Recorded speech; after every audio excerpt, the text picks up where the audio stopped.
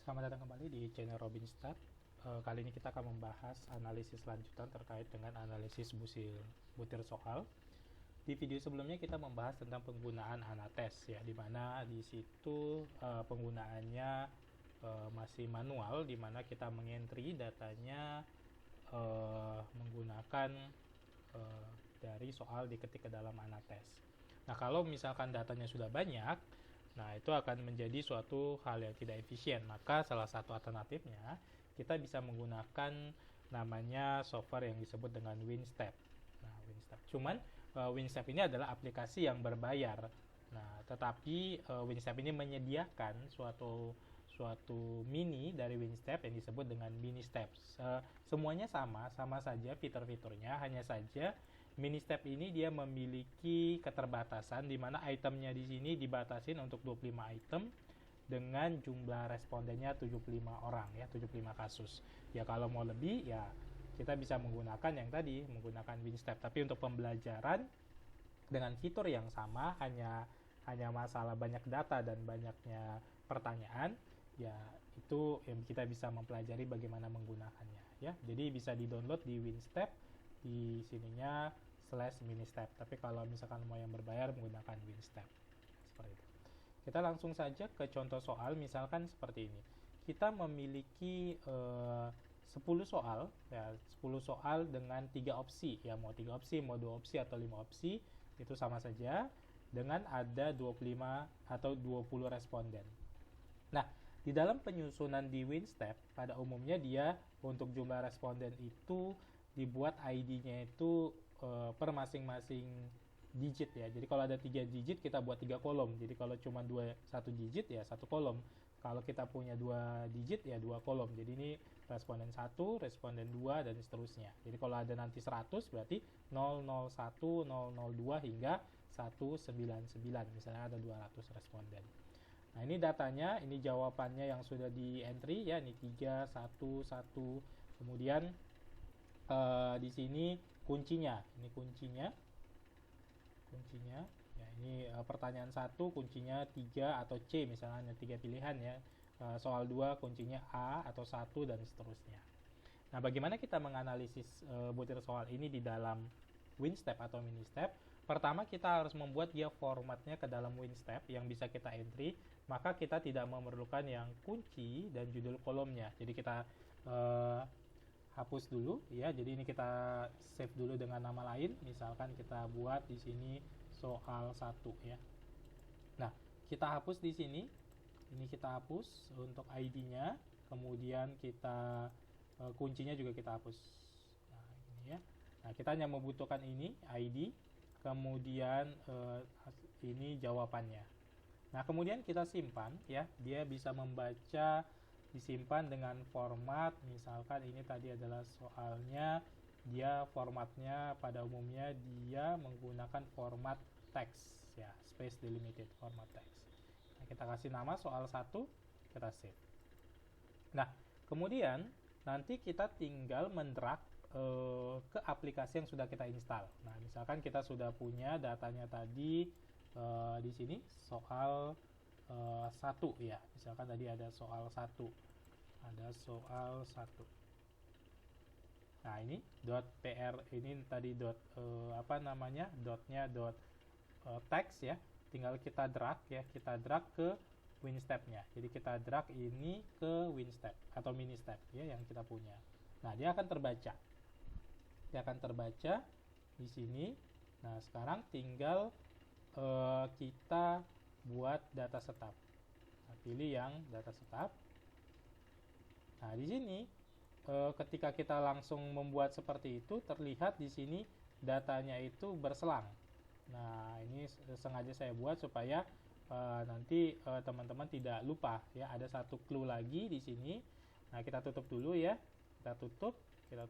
Nah, satu clue lagi bahwa ketika kita mengcopy di sini, jangan lupa bahwa dia itu berbentuk teks. Jadi ada seperti space nanti dia baca. Jadi ini ada space. Maka ini kita ubah kolomnya, lebar kolomnya ya. Kolom width-nya menjadi 1. Nah, ini kan 8 ya. 1. Nah, jadi seperti ini ya. Kita simpan lagi ya. Tadi dalam soal 1 kita simpan lagi. tadi di ini ya formatnya, format space-nya. Oke, kita save. Oke. Nah, kemudian kita buka lagi tadi ini ya, yang sudah tadi soal 1. Kita tarik dia sini ke mini step-nya. Nah, dia baca, kita lihat sekali lagi data stub-nya. Oke, pakai yang 32 aja. Oke, nah dia sudah terbaca di sini. Nah, ini terbaca ya. Data kita tadi ada 10 soal dengan 20 responden.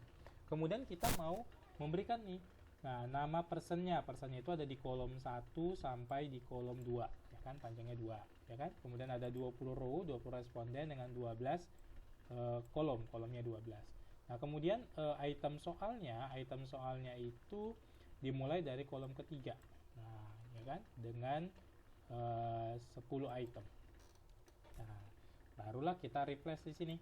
Nah, lihat nih, ini personnya, ini item soalnya, ya. Kemudian kita masukkan kita masukkan di sini kita buat new label ya. New labelnya ini nanti bisa dimasukkan, artinya dia jawabannya itu ada 1 sampai berapa gitu ya, 1 sampai 3 misalnya, atau nanti dia kalau nanti sini ABC dia akan terbaca ABC. Nah, ini di sini kita bisa membuat item label soalnya. Nah, ini kan kita bisa lihat nih soal 1, soal 2 ya. Kalau tidak mau manual, yang tadi sudah kita buat soalnya ya, soal 1. Oke, ini kita copy saja ya. Kita copy, kemudian kita kita transpose ya, supaya kita nggak ngetik-ngetik ya, seperti di nah ini kita copy saja, set. Nah, dia sudah masuk ya, item label oke. Nah, sudah masuk dia. Kemudian kita pilih di sini scan data for code ya. Nah, dia akan terlihat nih, jadi ada 3 opsi jawaban, 1, 2, 3. Nanti kalau dia misalkan ada ABC, dia akan tercetak ABC, kalau dia cuma 01, 01. Gitu ya. Nah, kemudian kita mau masukkan kunci jawaban. Nah, kunci jawaban berarti kita harus membuat ini. Nah, kita buat kuncinya. Kuncinya tadi adalah ini ya, 3111 ini. Kita copy ya. Kita copy di sini. Tadi ini kita ubah dulu row-nya 1 ya. Row-nya height column weight-nya 1 supaya dia sama. Nah, ini kuncinya. Kita copy di ininya. Oke, dari sini tadi ya. Oke, ini terdelete, berarti kita copy lagi datanya tadi. Ini ya, datanya kita copy lagi tadi. Oke, dia terdelete kalau kita copy si soalnya ya. Oke, tadi cuma jawabannya saja. Kita copy cuman semuanya ya. Ikut si itunya, respondennya. Berarti kita copy ikut respondennya dari sini. Oke, sudah semua masuk ya. Ini kunci jawabannya. Ini si ID-nya. Ya, ID responden, ini ke jawaban yang digunakan ya.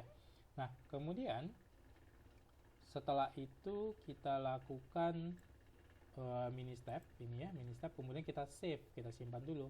Nah, kita simpan, kita kasih nama, misalkan kita kasih nama analisis butir. Nah, analisis butir, oke kan saja.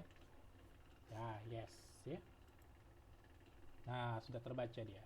Nah, kalau sudah terbaca seperti ini, sini kita enter 2 kali, set sekali, kemudian sekali lagi, set. Nah, dia akan terbaca.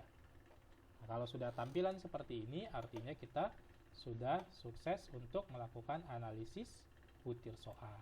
Nah, di kelebihan di analisis menggunakan mini step ataupun nanti menggunakan yang full package ya, menggunakan WinStep, di sini banyak sekali nih yang bisa kita analisis. Nah, banyak sekali ya. Jadi kalau bisa dilihat di buku panduannya di softwarenya ya. Nah, kita yang paling penting biasanya orang gunakan itu adalah pertama adalah untuk item measure. Nah, item measure ini, nah kalau kita lihat di sini, ini item measure, ini soal 10 ya, ini adalah soal yang paling sulit. Nah, kenapa? Karena dari 20 responden hanya 9 yang benar. Nah, inilah yang paling mudah 8 dan 4. 3, 4 dan 8 ya. Dianggap paling mudah karena dia dari 20 soal yang benar 18. Nah, itu menjadi perhatian bagi guru atau dosen ya dalam membuat soalnya. Kemudian uji validitasnya bagaimana? Nah, uji validitas itu dia biasanya menggunakan untuk ini disebut dengan model RAS model ya. Nah, biasanya orang memakai namanya outfit. Nah, outfit itu dilihat nilainya ini. Nilainya ini biasanya patokannya itu 0,5 sampai 1,5. Ya, di sini, nah ini semuanya sudah valid ya, atau dilihat dari nilai standarnya biasanya antara -2 sampai 2 seperti standar pada kasus normalitas ya. Nah, seperti ini nilainya juga dianggap aman ya. Kemudian kalau misalkan seperti korelasi yang biasa kita gunakan, nah itu disebut di sini nih. Ini seperti poin biserial. Biasanya kalau di dalam item itu menggunakan korelasinya bukan person tapi poin biserial ya untuk pilihan ganda. Patokannya biasanya di atas 0,3 atau ada juga buku yang tulis 0,4 ya, tergantung buku yang digunakan. Ini kalau kita pakai 0,3 berarti dia di valid semua, tapi kalau di patokannya 0,4 ya ada beberapa yang tidak valid. Nah, seperti itu item yang digunakan. Jadi kita bisa melihat tingkat kesukaran soal sekaligus validitasnya ya, seperti itu ya. Nah, kemudian ada lagi yang bisa kita lihat yang biasa orang baca itu adalah di sini pada umumnya adalah untuk person measure. Nah, person measure berarti dari sisi orangnya, berarti kalau kita lihat ini adalah orang yang paling pintar itu adalah yang item subjek ke-15 ya. Dari 10 soal dia benar 10.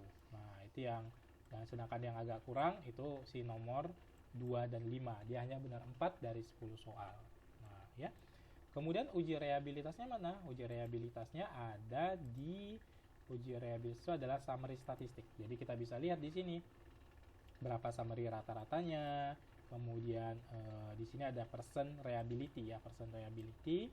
Jadi untuk rehabilitas orangnya ya. Sedangkan di sini ada item reliability ya.